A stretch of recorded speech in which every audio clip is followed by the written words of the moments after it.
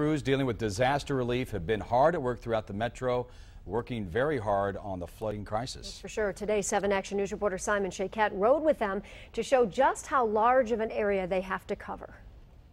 The response to severe flooding across Metro Detroit has been extraordinary. Among those working hardest are crews with disaster restoration. Now you're about to see why.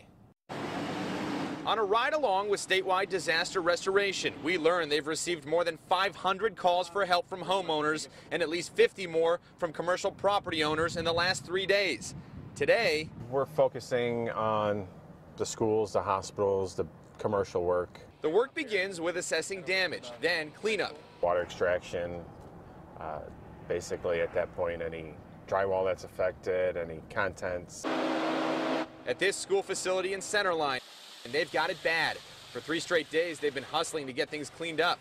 Plans are still in place to start class the day after Labor Day. We ended up with a couple of inches of water throughout the building. We do have quite a bit of loss. I think the biggest thing that we've lost is our puppet and books.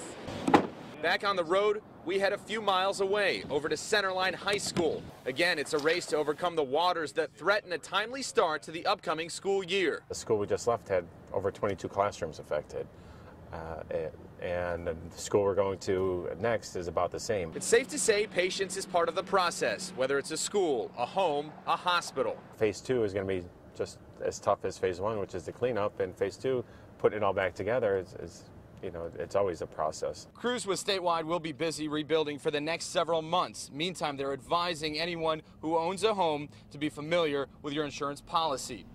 On the roads with statewide, Simon Shaykat, 7 Action News.